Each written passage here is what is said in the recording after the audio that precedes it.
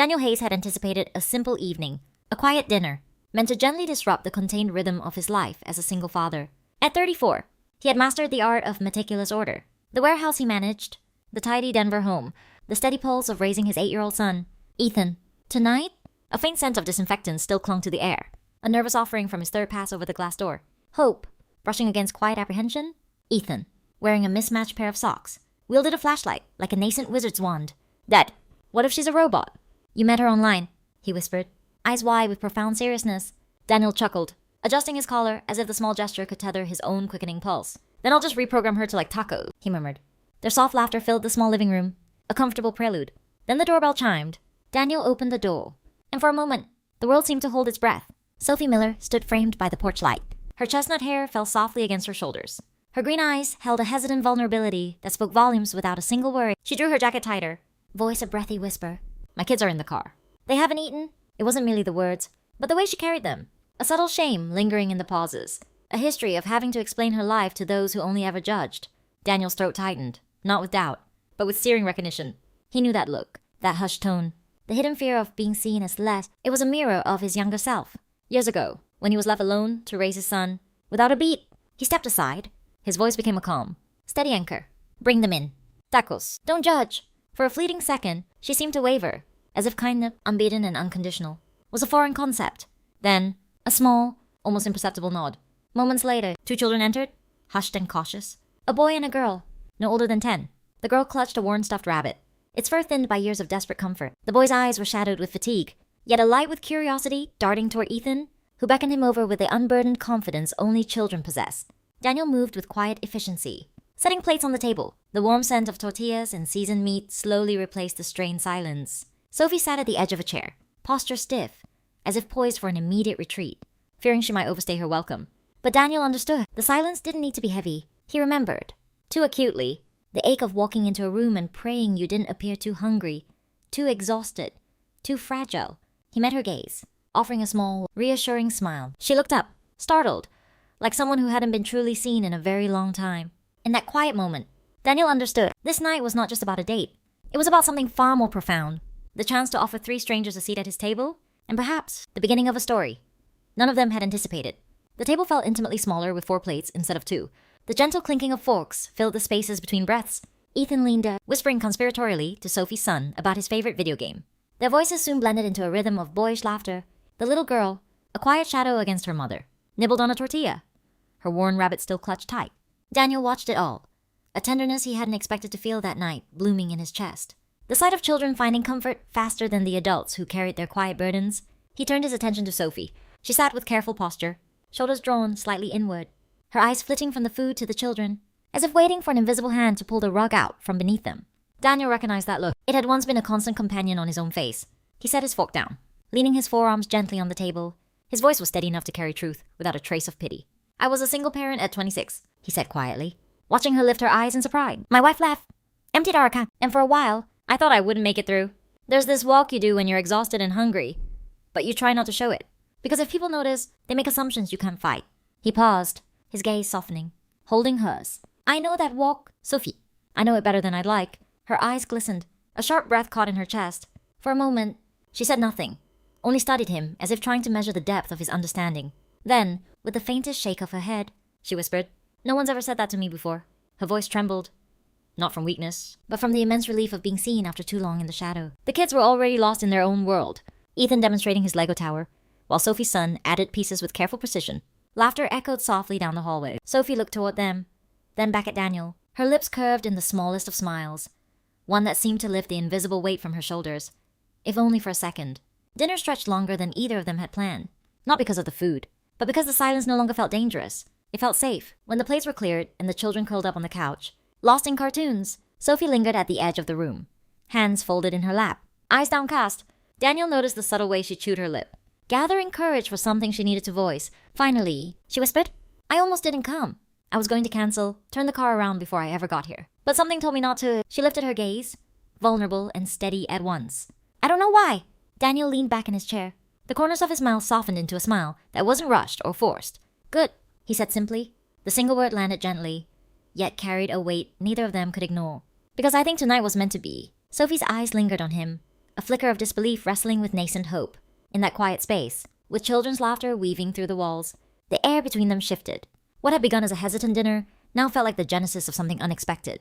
Not a coincidence, not an accident, but a meeting that held the distinct shape of destiny. The evening had deepened, softening into something almost tender. The children were now little bundles of blankets on the couch, their laughter replaced by the soft, steady hum of the cartoon. Sophie sat a little closer, her posture losing its rigid guard. Daniel allowed himself to believe, just maybe, the night would end with a sense of quiet calm. But peace, he knew, had a fragile way of trembling before it broke. Through the front window, beyond the comforting glow of the porch light, a shadow lingered, parked 3 houses down. A black sedan with tinted windows idled in silent watch. Daniel hadn't noticed at first, too engrossed in the small miracle of connection unfolding at his table. It was Sophie who saw it, her eyes flicking toward the glass twice in the span of a minute, her fingers tightening around her sleeve as if the fabric might shield her from what she feared. Daniel followed her gaze, his instincts, honed by years of raising Ethan alone, sharpening instantly. He lowered his voice, careful so the children wouldn't stir. "Sophie," he said gently, "is someone following you?" Her breath hitched. She tried to answer, but words snagged in her throat. A trapped bird fluttering against a window pane. Finally, she leaned closer, her whisper carrying the immense weight of a secret she'd been forced to live with. "I don't know for sure, but I think it's him, Logan Pierce." The name carried a chill. She didn't need to explain further, but she did. Her voice trembling in the quiet. "He doesn't want custody, Daniel. He wants control. He checks the GPS on my car. Calls if I drive somewhere he doesn't approve. He's already moved on to his 3rd girlfriend this year. But somehow I'm still the one he wants to punish." Daniel's jaw tightened, a heavy weight settling in his chest as he looked toward the living room, where the children giggled over a cartoon character. In that instant, something profound shifted within him. This wasn't dinner. This wasn't a date. This was a rescue. He placed a steady hand over hers, grounding her trembling fingers. "You're safe here tonight. I won't let you walk back into that." His voice wasn't loud, but it carried the unyielding weight of a promise. Sophie blinked rapidly, her lips parting as if to protest. "Why are you being kind to someone you barely know?" The question cracked in the air, thick with disbelief born of too many disappointments. Daniel looked at her for a long moment, his gaze unwavering, before answering. "Because someone once showed me kindness when I didn't deserve it either. And it saved me." He didn't tell her the whole story. How a neighbor had offered him work when he had nothing left, when his wife had vanished and his world had fallen apart. But the truth of it lived in his voice, and she heard it. Outside, the sedan's engine turned over, headlights briefly flashing across the street before it slipped away into the night. But Daniel knew better than to believe it was gone for good. Men like Logan didn't just disappear. They circled, waiting for weakness. Sophie's shoulders sagged with exhaustion, yet her eyes held a flicker of something new now. Relief. Perhaps even trust. Daniel rose quietly and led her down the hall where the guest room waited. "Stay here," he said softly. "Let the kids sleep. You don't have to fight this alone anymore." She nodded, tears brimming, though she tried to hold them back. And for the first time in a long while, she let herself believe him. The house settled into a profound hush after the children drifted to sleep, their small bodies tangled in blankets, their breathing soft and uneven. Sophie stood in the hallway, uncertain, her hands clasped together as though bracing for the moment she would be told to leave. Daniel leaned against the doorframe of the guest room, his expression calm, but his words carried a quiet finality. "You and the kids can stay here? I'm not letting you go back out there tonight." Her lips parted as if to argue, but the fight left her almost as quickly as it rose. The weight she carried was not just fear. It was the exhaustion of always running, always apologizing, always looking over her shoulder. "Daniel," she whispered, her voice frayed at the edges. "I don't want to be a burden." "You're not," he replied gently, meeting her eyes with steady certainty. "This house is small, but it's safe. And sometimes, safe is all anyone really needs." Something in her posture softened. For the first time, she didn't stand like a woman waiting for the ground to fall away. She sat on the edge of the bed, shoulders slumped, but not from defeat. Rather, from a profound release, as though she had been given permission to set down the armor she'd been carrying for years. While Sophie tucked her daughter in, her son sat cross-legged on the floor, a handful of crayons scavenged from Ethan's toy box, his small brow furrowed in concentration, his tongue pressed against his lip, the way children do when their world narrows to one important task. Daniel crouched beside her, watching as color filled the page. Slowly, the picture took shape. 4 stick figures standing side by side, hands linked. One had spiky brown hair, clearly meant to be him. Above them, the boy scrawled 2 words in uneven letter. "New family." When Sophie saw it, her breath caught. She pressed a hand to her mouth, her eyes glistening, but no sob came. Only a trembling silence that spoke volumes. She knelt beside her son, brushing his hair back gently. "It's beautiful," she whispered, her voice breaking on the last syllable. Daniel glanced at her, but didn't speak. Instead, he reached out and rested a hand lightly on her shoulder, steady and respectful, giving her something to hold on to without taking away her dignity. She closed her eyes, allowing herself that brief anchor, the kind she hadn't trusted in years. Later, When the lights dimmed and the house settled, Daniel sat at the kitchen table alone. He thought of the neighbor who once gave him work when he was on the edge of losing everything. A man who told him, "You've got a son? That means you've got a reason to fight." He understood in his bones how that one act of kindness had rippled forward, bringing him here, to this moment, to these strangers who no longer felt like strangers at all. Upstairs, Sophie wiped tears quietly before lying down, her children tucked safely at her side, and for the first time in years, she let herself breathe deeply, without fearing what tomorrow might bring. That night, she slept not as a woman on the run, but as a mother who had finally found, if only for a moment, the shelter of trust. The house in Denver felt almost like it belonged to them all. The children moved through the narrow hallways as though they'd lived there forever, laughter bouncing off the walls while Sophie slowly allowed herself to believe in the possibility of peace. Daniel carried that hope quietly, careful not to press, careful only to hold the fragile balance they built. But peace never stayed untested for long. A knock came, not the polite kind you expect from a neighbor, but the heavy, deliberate pounding of someone who believed the world owed him obedience. Daniel wiped his hands on a dish towel and opened the door. Standing there was a man in his late 30s, leather jacket gleaming, sunglasses reflecting the porch light, though the sky was still gray with dawn. "Logan Pierce," he said as if an introduction were unnecessary. "I'm here for my kids." Daniel didn't move from the doorway, his voice steady. "Even, they're not yours to take."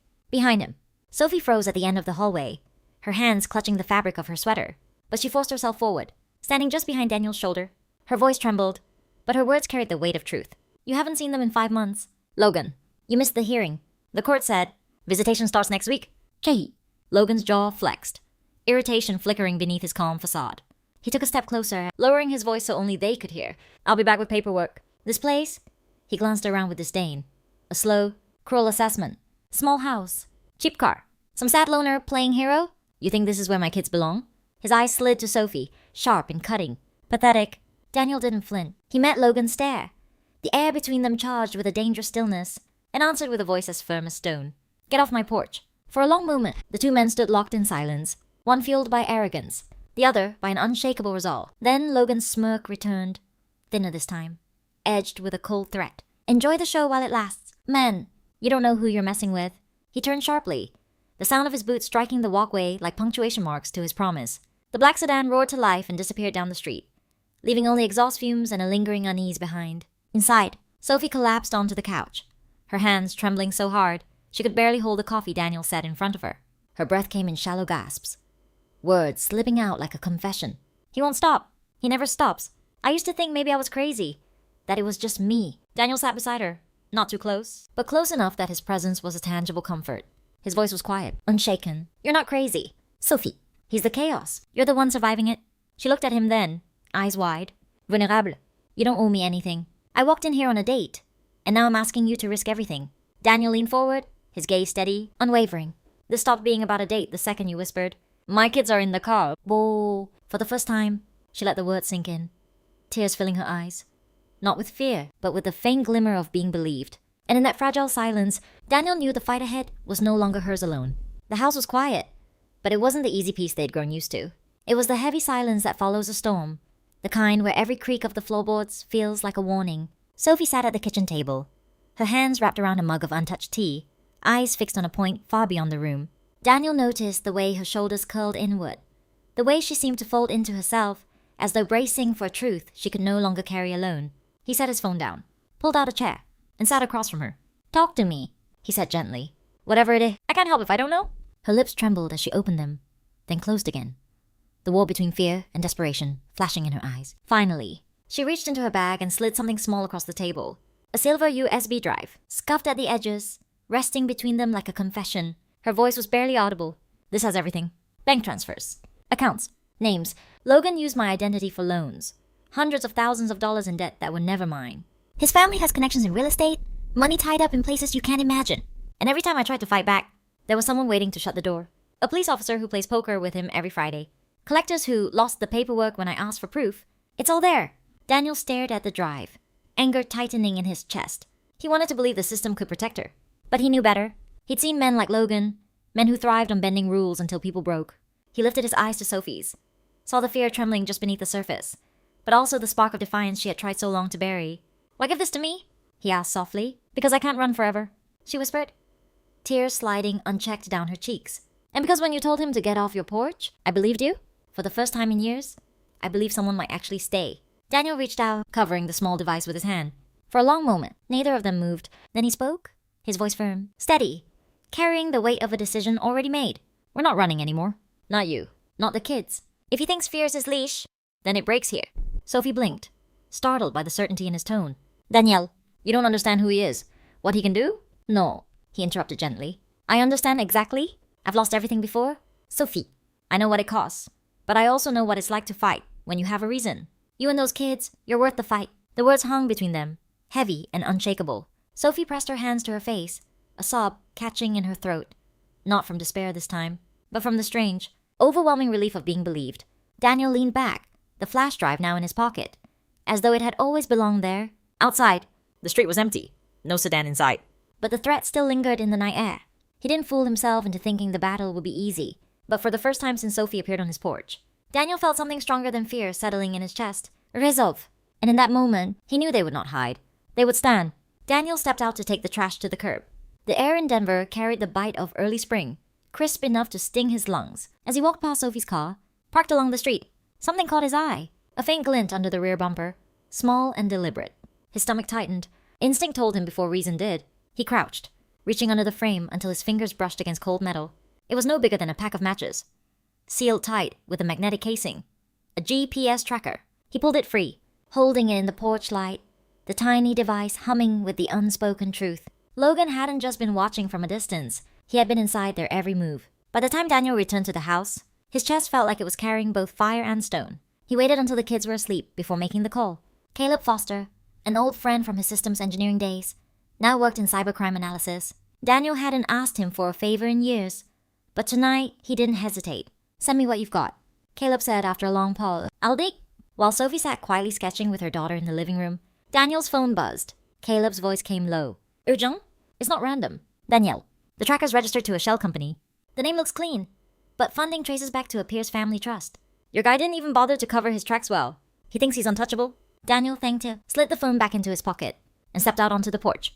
The night was still, a single street lamp buzzing overhead. Sophie followed a moment later, wrapping his hoodie tighter around her shoulders. Her face was pale in the glow, her eyes searching his. You found something? Didn't you? He opened his hand, showing her the small black device. Her breath caught, her hand flying to her mouth. He's escalating, she whispered. This is what he does when he feels like he's losing. Daniel turned the tracker over in his palm, then met her gaze. Then we make him lose more. He leaned forward, his voice steady, but firm. Peace doesn't show up on its own. Sophie, we fight for it. We guard it like treasure. And this time, we don't let him take it from you. Her eyes welled, tears glinting. Though she tried to blink them back, she shook her head slowly, disbelieving. You could walk away. You could tell me this isn't your problem. Why stay? Daniel's answer was simple, but it carried the weight of everything he'd endured. Because I know what it's like to feel hunted, and I know what it's like to fight alone. I won't let you go through this without someone in your corner. The porch fell silent except for the faint hum of the streetlight. Sophie's shoulders trembled. But for the first time, it wasn't from fear. It was from the fragile hope that maybe, finally, she wasn't standing alone. She exhaled shakily, whispering a single word almost too soft to hear. Thank you? Daniel slipped the tracker into his pocket. No longer a symbol of control, but of evidence. He looked out into the quiet street, knowing Logan would be back, knowing the fight was only beginning. But with Sophie at his side, with the children asleep safely upstairs, his resolve solidified into something unbreakable. Tonight, fear lost its hold. Tonight, the battle shifted. The morning air outside the elementary school was filled with the usual sounds. Children laughing, backpacks unzipping, parents calling out quick reminders before the bell. For Sophie's kids, it should have been an ordinary day, but as Daniel's truck pulled to the curb, he saw the figure leaning casually against a sleek black car. Sunglasses, leather jacket. That same smirk he'd seen on his porch. Logan Pierce. It was Sophie's daughter who noticed first, her small hand freezing on the door handle, her voice catching as she whispered, Mom, he's here. Her fear sliced through the moment, erasing the normalcy of the morning drop-off. Daniel's grip tightened on the steering wheel. He stepped out before Sophie could speak, his boots striking the pavement with purpose. Logan looked up from his phone, pretending to scroll, as if his presence was nothing more than a coincidence. But Daniel knew better. You touch me, Logan said coolly as Daniel approached. And I'll have you arrested? Daniel didn't flint. His voice was low, firm enough to cut through the innocent chaos of the schoolyard. Go ahead. But before you do, maybe ask your family lawyer how those shell companies are holding up. Logan's smirk faltered just slightly. Daniel took another step closer, his eyes locked on the man who had spent months tightening chains around Sophie's life. I know about the fake loan. I know about the GPS tracker under her car. And so does a friend at the DA's office. All of it's documented now. You want to play this game in court. Then get ready to lose for the first time. Logan's mask cracked, his jaw flexed, the charm slipping to reveal the raw edge beneath. "You think you're a hero?" he sneered, voice pitched low enough to keep the nearby parents from hearing. "I'm not a hero," Daniel answered, steady as stone. "I'm a father, and I'm not letting your control define their lives anymore." For a long moment, the two men stood locked in silence, a storm of tension swirling around them, while the ordinary world of children and laughter carried on just feet away. Then Logan broke it, pulling his sunglasses back into place, retreating with a final glare. "This isn't over," he muttered. Daniel watched him slide behind the wheel of the black car, the engine roaring as Logan pulled away from the curb. He knew the words weren't empty. Men like Logan rarely left quietly. But for now, the children were safe. Sophie was safe, and that was enough. As Daniel walked back toward the truck, Sophie's eyes met his through the glass, wide with fear, but softened with something else. Trust. For the first time, she'd seen someone stand in the open for her, unflinching, refusing to bend. He climbed back in, started the engine, and drove toward the day ahead. But inside, he knew the confrontation was just a prelude. Logan had retreated. Yes. Yet the battle waiting in the courtroom would demand more than resolve. It would demand everything. The fight that had hovered in the shadows was dragged into the harsh, unflinching light of a courtroom. Sophie sat on a wooden bench outside the county courthouse in Denver, her navy blouse plain, her hair pulled back, her hands trembling no matter how tightly she clasped them. Daniel sat beside her, his black blazer the same one he wore to Ethan's school meetings.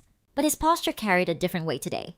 This wasn't about grades or parent conferences. This was about survival. Logan had filed an emergency motion for full custody, pushing it through with the speed only money and influence could buy. Inside the courtroom, he sat in a crisp suit, flanked by two attorneys who wore their smirks like armor. He played his part well. The concerned father, the regretful ex, the man just trying to do right. But Daniel saw the arrogance beneath it, the same poison that had lingered in every threat, every smirk on Sophie's porch. When Sophie took the stand, her voice cracked under the sharp questions of Logan's lawyer. Words twisted against her, painted into a story where she was reckless, unstable, incapable of giving her children the safety they deserved. Daniel's fists clenched beneath the table, his jaw tight, as he watched the woman who had fought so hard for her kids be cornered by the same lies she had been running from for years. Then it was his turn. Daniel walked to the stand, placed his hand on the Bible, and swore his oath. He looked straight at Logan, not flinching, not looking away. His voice was calm, steady, but each word cut with truth. "I've known Sophie for a month. That's not long, but I've known fear for years. I know the look in a child's eyes when they don't feel safe. I know what it is when they finally sleep through the night because they're not waiting for someone to explode. And that's what her children look like now. Safe." He turned toward the judge, his tone unwavering. "This isn't about love triangles or broken marriages. This is about control. Logan Pierce has violated privacy, planted surveillance, and manipulated systems to keep power over Sophie, not to protect his children." From his pocket, Daniel slid a folder across the table. Inside were records Caleb had traced back to Logan. Ownership of the GPS tracker tied to a Pierce family trust. Text messages laced with threats. And a therapist report documenting the children's emotional trauma linked directly to their father's presence. The judge leaned forward, flipping through the documents, her expression unreadable. Logan's face, however, betrayed the first flicker of panic, his confident mask cracking under the weight of evidence too sharp to dismiss. The courtroom fell into a silence so heavy, it felt like thunder had rolled through. Then, after deliberation, the gavel struck. The words were clear. Final. Temporary custody granted to the mother. A full restraining order issued. An investigation into Logan Pierce's conduct formally opened. Sophie broke down the moment they stepped outside, sobbing into Daniel's chest, a sound raw and unguarded. Her children clung to her waist, their small arms wrapped tight around her as though they could hold her steady. Daniel folded them all into his embrace, his own eyes burning, though he refused to let the tears fall. The battle wasn't over, but in that moment, They had won something precious. Safety, dignity, and the first fragile step toward freedom. The rhythm of life began to feel different. Lighter, steadier, as though the walls of Daniel's small house in Denver had learned how to hold joy instead of fear. Sophie had started a new job at a design firm downtown, her confidence slowly rebuilding piece by piece. The children, once restless and anxious, now slept soundly through the night and woke with laughter on their lips. Even Ethan seemed transformed, his home now alive with more than just the sound of his own footsteps. On one quiet evening, the backyard carried the scent of marshmallows, roasting over a small fire pit. The kids' laughter rose and fell like music, drifting through the air before fading into yawns and sleepy eyes. Sophie tucked them in, kissed their foreheads, and returned to the porch where Daniel waited. The soft glow of the light above the door cast a warm circle around them. The hum of the city softened by distance. She leaned against the railing, her voice almost a whisper, imbued with a delicate strength. "Do you remember that night I showed up and said, 'My kids are in the car'?" Her words lingered, fragile but steady, carrying the echo of a beginning that already felt like a lifetime ago. Daniel looked at her, his eyes reflecting the porch light, a smile curving gently at the corner of his mouth. "You look terrified," he said softly. his voice a low rumble. But your eyes, they weren't begging. They were asking for a chance. Sophie let out a shaky laugh, brushing a strand of chestnut hair behind her ear, her fingers a momentary caress against her skin. And you gave us more than a chance. Danielle, you gave us a home. Her voice caught on the last word, heavy with gratitude, but also something deeper, something that felt like hope reborn. He took a step closer, his presence steady, grounding, a subtle pull drawing her in. Then stay? He murmured, his voice a quiet invitation, a profound yearning. Not as a guest, not as someone waiting for the storm to pass. Stay. Because this... He gestured toward the quiet house where children now dreamed in peace. This feels like it was always meant to be. For a moment, she only looked at him, her green eyes shimmering with a reflection of everything they had survived, everything they had built. A silent conversation passed between them, a recognition of shared vulnerability and emergent strength. Then, Without hesitation, she closed the space between them. Daniel met her halfway, his hand brushing gently against her cheek, a soft, exploratory touch that lingered, before their lips finally met under the porch light.